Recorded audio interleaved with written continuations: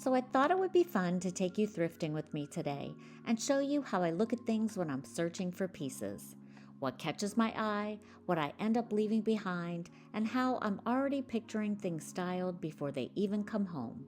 Because once you start noticing certain details, it gets a lot easier to spot the good pieces. Sometimes it's the shape, the texture, or just how something's made. Those little things that make it feel more special. Now grab your coffee, get comfy, and let's dive in.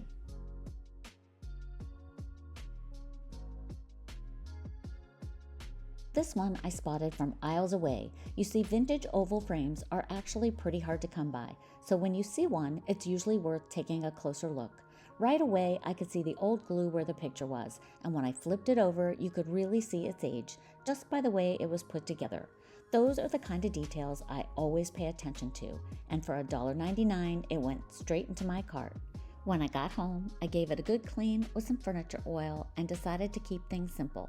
I styled it with a few of my mom's and grandmother's brooches, and it ended up feeling pretty special. And this tapered candle holder had such a nice rustic feel to it. It really reminded me of something you'd see at Pottery Barn. Pieces like these are pretty easy to work into different spaces, but I didn't have a need for it, so I left it behind. This is one of those pieces that really makes you stop for a second. The shape, especially the X base, feels very McGee Co. And at first glance, it definitely reads high-end. But when I looked underneath, it was actually from Target, part of the Studio McGee line, which honestly makes sense. And it's something I could have easily reupholstered, but I had to remind myself what I actually needed for that space. And I really wanted something with storage. So even though it was a great piece and a good price, it just didn't make sense for me to bring it home. And I always have to stop and admire cottagecore pieces and see where they are made.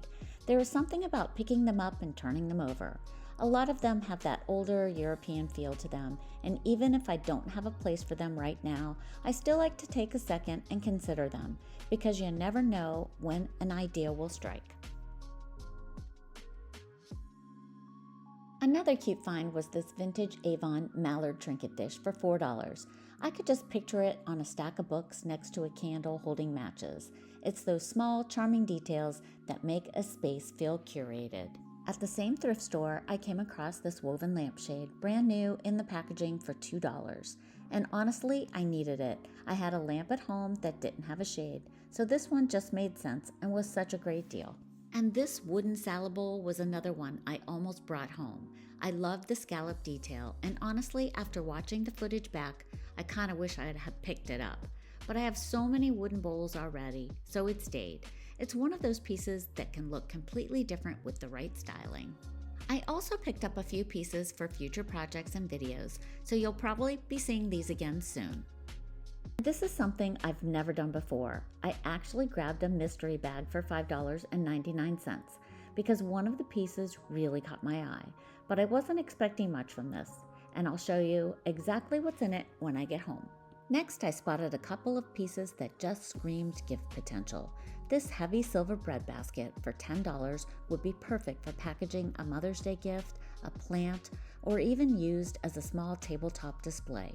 And the vintage picnic basket for $6.99, I could immediately picture tucking in 2 bottles of champagne, some melamine plates, and a little charcuterie for a beautiful gift setup.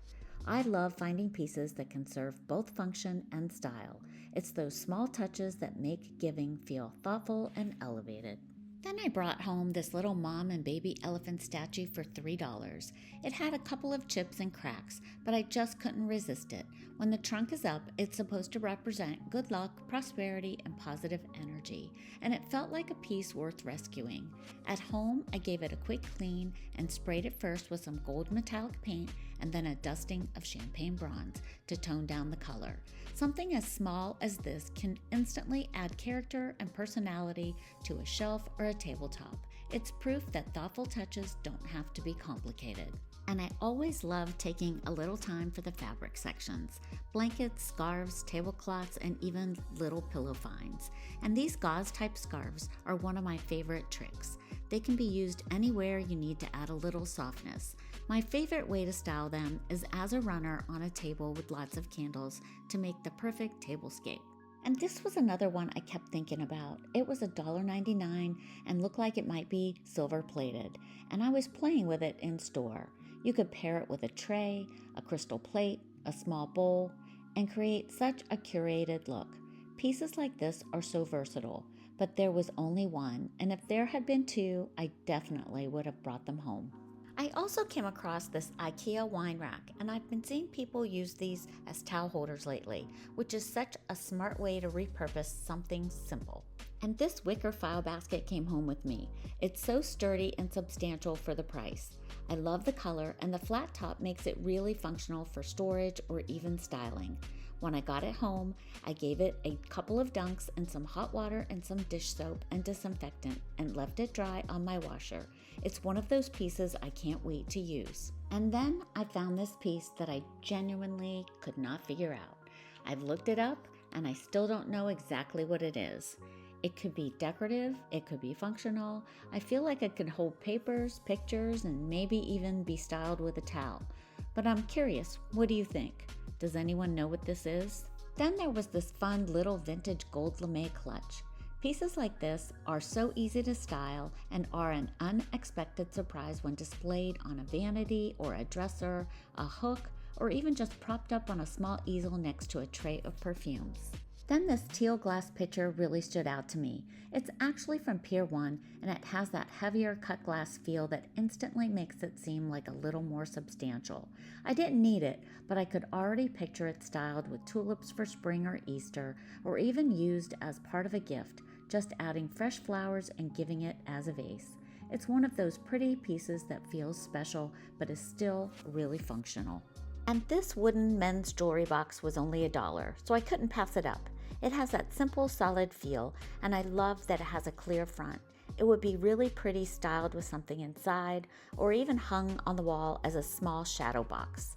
This next one really caught my eye, and it's one of those pieces that might not stand out at first.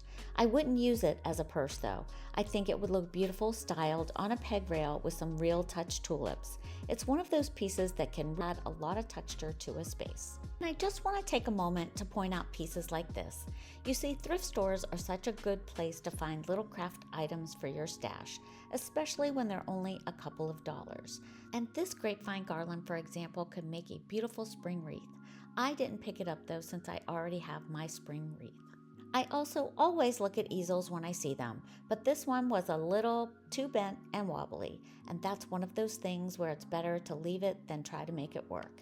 I finally went through the mystery bag when I got home, and honestly, at first, I wasn't that impressed.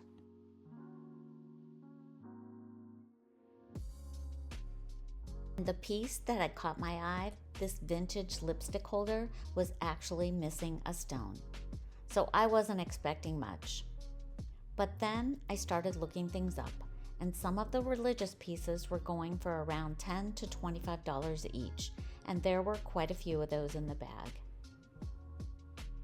This little piece here is actually hand-carved soapstone, and I found similar ones selling anywhere from $50 to $95. So for $5.99, it ended up being worth around $130, which definitely made me want to go back and check the rest of them.